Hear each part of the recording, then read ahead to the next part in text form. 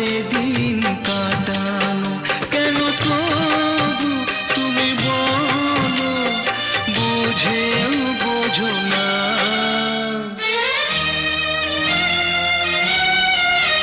বলো না